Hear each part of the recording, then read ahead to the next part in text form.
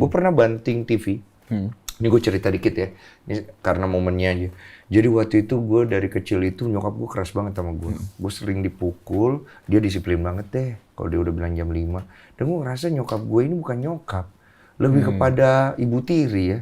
Nah pas gue umur 26 kalau nggak salah, waktu itu kan gue udah bisa cari uang sendiri segala macem.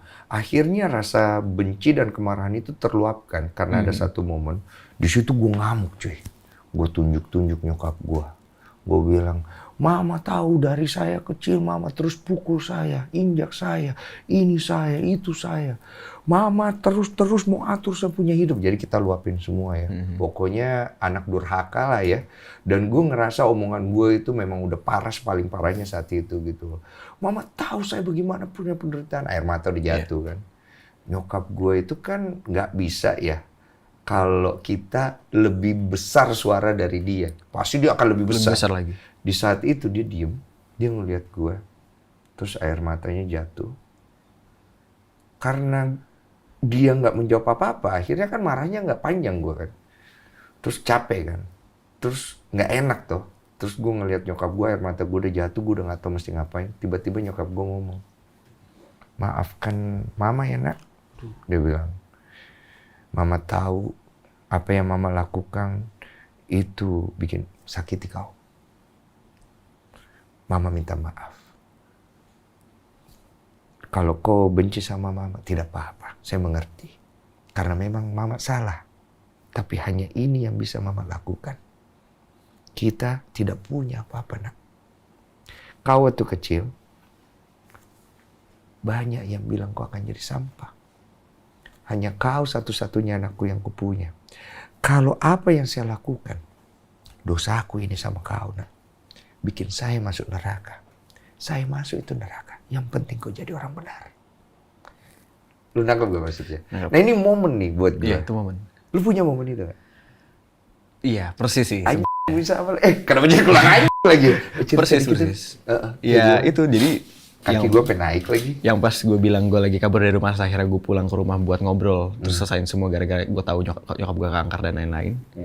Ya itu momen bagi gue, momennya di situ. Dan gue waktu itu pernah bohong juga. Ini momen bagi gue tuh banyak karena gue sama nyokap gue sama-sama keras kan. Kita sering berantem karena kita gue gengsinya gede, nyokap gue juga gengsinya gede. Gue Aries, sama-sama buat keras kepala. Dan di rumah itu nggak ada yang bisa ngomong selain gue. Jadi gue harus selalu fight sama nyokap gue biar nyokap gue tuh ngerti perasaan yang lain gitu, tanpa menjelekkan nyokap gue ya. Dan di saat berantem itu, sebelum gue kabur dari rumah, ya gue sampai tunjuk juga. Iya, waktu itu gue. Mirip ya? Mirip, tapi kasusnya gue ngebelain kakak dan adik gue. Iya, intinya kita jadi kasar aja gitu ya. Nah karena itu, gue makin tinggi di saat di saat gue ngebelain kakak gue, tapi kakak gue malah nyalahin gue. Iya, gara-gara gue ngomong kasar bukan ngomong kasar, ngomong tinggi ke nyokap gue. Iya, nggak sampai karena gue emosi banget, karena gue nggak pernah bisa ngeluapin emosi selain itu, pas momen itu. Akhirnya gue ngomong kasar ke kakak gue, gitu. Terus, wah pecah semuanya. Nyokap gue nangis, nyokap gue masuk kamar, kakak gue nangis masuk kamar, tinggal adik gue berdua doang.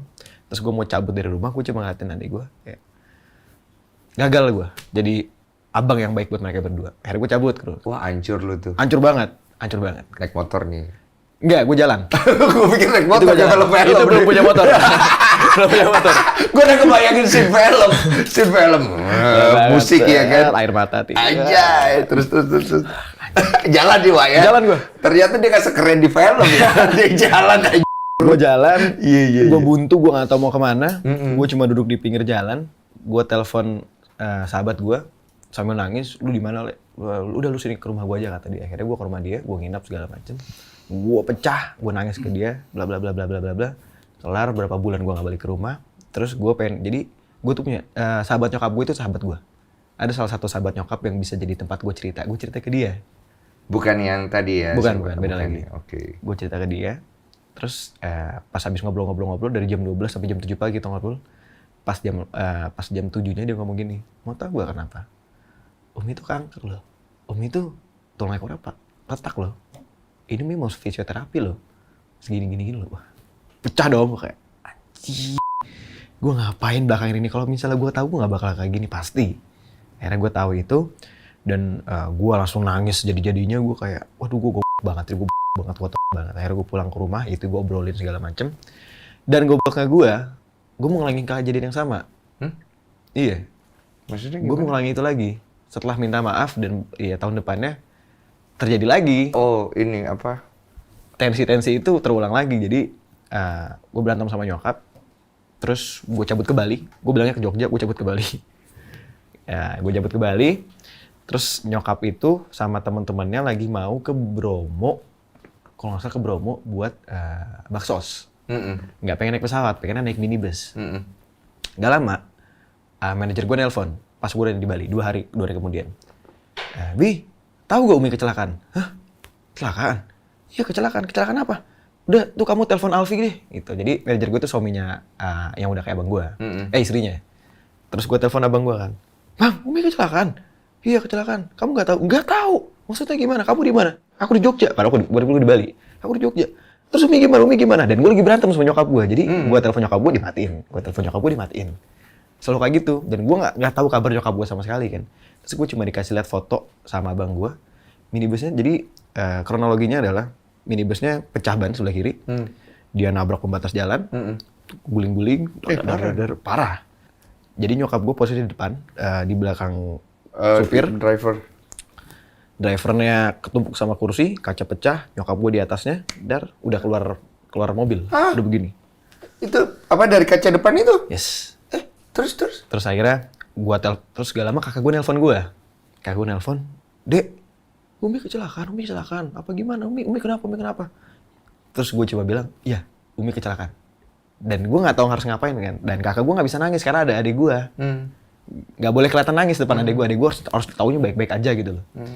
Terus kakak gue keluar rumah, kakak gue ngomong, terus kakak harus kayak gimana? Dengan gue yang buntu, gue full emosi, full kesedihan, dan gue nggak tahu harus ngapain. Gue cuma bilang, lu jangan tanya gue, gue nggak tahu harus ngapain. Ini gue di Bali, gue nggak bisa dapet tiket pulang, gue nggak tahu harus ngapain. Nyokap gue di tol, gue nggak tahu, gue nggak bisa ngapa-ngapain. Lu mau kesana juga lu nggak bisa. Lu di rumah aja jaga adik-adik lu. Udah akhirnya, itu 2 hari tergila dalam hidup gue. Kayak, anjing nih tinggal nyokap gue doang nih. Gimana nih gue, kalau misalnya nyokap gue meninggal, adik-adik gue gimana? Bukan gue, bukan kakak gue, adik-adik gue gimana? Dan urusan lu dengan nyokap lu yang belum selesai. Selesai itu. Gue mau ngomong apa sama Tuhan gue nanti? Di saat semua orang ngomong, lu harus memuliakan ibu lu. Di saat Rasul pun ngomong, ibumu baru bapak lu. Tapi gue melakukan kesalahan yang gue gak memuliakan nyokap gue. Gue mau ngomong apa sama Tuhan gue kalau misalnya nyokap gue meninggal duluan, gue belum. Anda terlalu cepat dewasa loh dengan proses hidup Gak tahu. Saya dari tadi dengar, gue kayak ngobrol sama orang yang udah 30-an tahun. Karena gue dari dulu gak pernah punya teman yang seumuran, Bang. Di saat bokap gue meninggal, gue umur 12 tahun, itu gue temennya sama Dishub. Tiap hari gue main sama Dishub. Yang lebih tua-tua gitu ya? Temen gue gak pernah yang seumuran. Gue kelas 6 SD, temen sahabat gue tuh udah 1 SMA. Gue main sama mereka terus, sampai sekarang. Jadi cara berpikir lu emang udah istilahnya ketuaan lah dari pergaulan sekitar lu gitu. Mungkin.